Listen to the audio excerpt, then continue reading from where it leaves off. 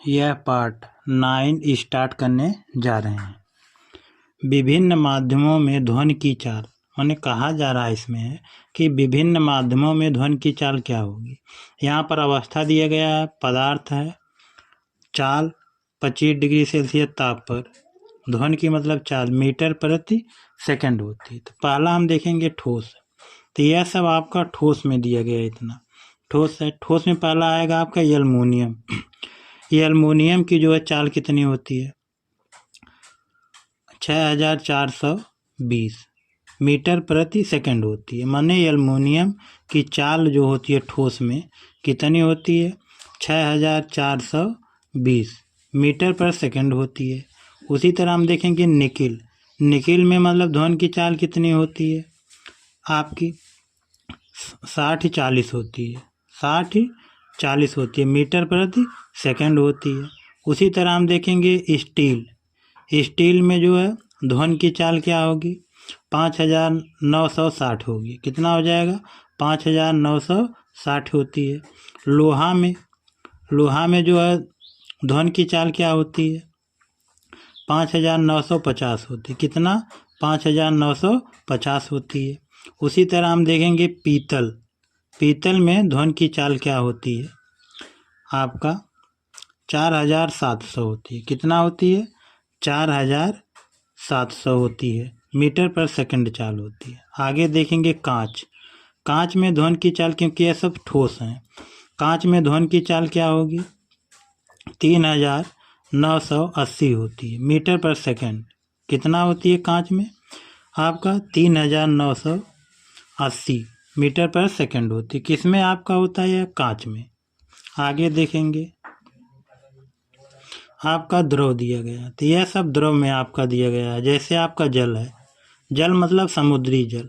समुद्री जल की जो ध्वनि में चाल कितनी होती है, 1531 होती है, 1531 होती है, मीटर पर सेकंड चाल होती है। उसी तरह आपका जल, आसुत जल में ध्वनि की चाल क्या होती है, 1498 मीटर पर सेकंड होती है।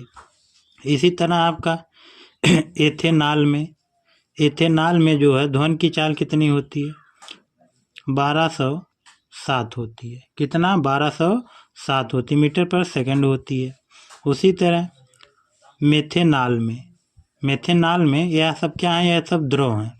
मेथेनॉल में ध्वनि की चाल क्या होती है, 1103 होती है। कितना होती है, 1103 होती है। उसी तरह हम आगे देखेंगे गैस में। आपका गैस आ गया, तो यह गैस अवस्था सब है। तो गैस अवस्था हम देखेंगे आपका, इनमें दिया गया हाइड्रोजन है, आपका लिथियम वाय ऑक्सीजन है, सल्फर डाइऑक्साइड है, कार्बन डाइऑक्साइड है, भाप है। तो सबकी चाल कितनी होती है इसमें हम देखेंगे। तो हाइड्रोजन में देख कितनी होगी, 1284 होती है, मीटर पर सेकंड। कितनी होती है हाइड्रोजन की ध्वनि में चाल, 1284 मीटर प्रति सेकंड होती है। आगे देखेंगे हीलियम में मतलब ध्वनि की चाल क्या होती है, 965 होती है, 965 मीटर प्रति सेकंड होती है। उसी तरह वाय में देखेंगे, वाय में जो ध्वनि की चाल कितनी होती है, 346 होती है आपकी, मीटर प्रति सेकंड होती है। उसी तरह ऑक्सीजन में देखेंगे ध्वनि की चाल कितनी होती है, 316 होती है, 316 मीटर प्रति सेकंड होती है। आगे देखेंगे सल्फर डाइऑक्साइड में, मतलब सल्फर डाइऑक्साइड में ध्वनि की चाल कितनी होती है, 213 होती है। कितना, 213 होती, मीटर पर सेकंड चाल होती है। आगे देखेंगे कार्बन डाइऑक्साइड में ध्वनि की चाल कितनी होती है, 260 होती है। कितना, 260 मीटर प्रति सेकंड होती है। उसी तरह हम देखेंगे भाप में मतलब कितना, 100 डिग्री सेल्सियस पर इसकी ध्वनि में चाल क्या होगी, 405 होता है, 405 मीटर प्रति सेकंड होती है। वायु में माने कहा जा रहा कि वायु में ध्वनि के वेग को प्रभावित करने वाले मुख्य कारक, माने कहा जा रहा है कि वायु में वायु में ध्वनि के वेग को प्रभावित करने वाले मुख्य कारक कौन कौन से हैं? तो पहला दिया गया है आपका नंबर 1, वायु में ध्वनि का वेग ताप बढ़ाने पर बढ़ जाता है। माने कहा जा रहा है इसका क्या है कि वायु में आपका वेग कब बढ़ेगा, मतलब वायु में ध्वनि का वेग कब बढ़ेगा, अगर ताप उसका बढ़ा दिया जाएगा। ताप बढ़ाने पर वह क्या होगा, बढ़ जाएगा। आगे देखेंगे, कह रहा है कि 1 डिग्री सेल्सियस ताप बढ़ाने पर वायु में ध्वनि के वेग में लगभग 0.61 मीटर पर सेकंड की वृद्धि हो जाती है। माने कहा जा रहा है कि अगर 1 डिग्री सेल्सियस ताप बढ़ाया जाएगा वायु में, तो वह वेग उसका कितना हो जाएगा, 0.61 मीटर पर सेकंड की वृद्धि हो जाएगा, मतलब बढ़ जाएगा। दूसरा देखेंगे,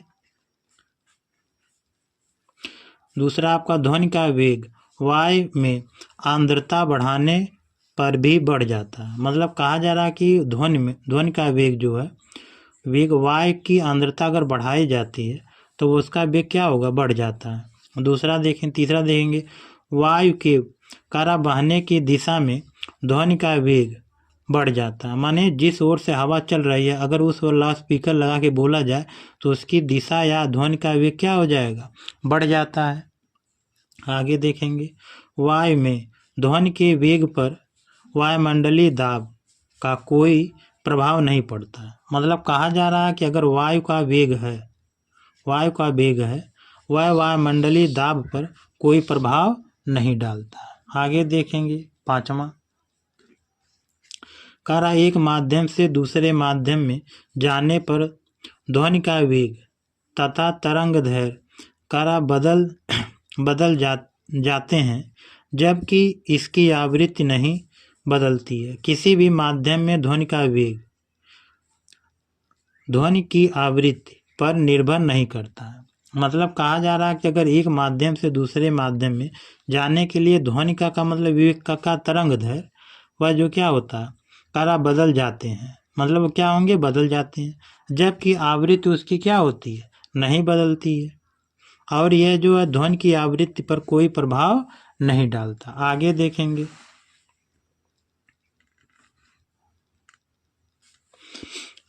ध्वनि तरंगों का परावर्तन। मतलब कहा जा रहा है कि ध्वनि तरंगों का परावर्तन, माने परावर्तन आपका ध्वनि तरंगों में कैसे होता है। आगे देखेंगे, प्रकाश की भांति ध्वनि की दिशा में भी करा परिवर्तन हो सकता है।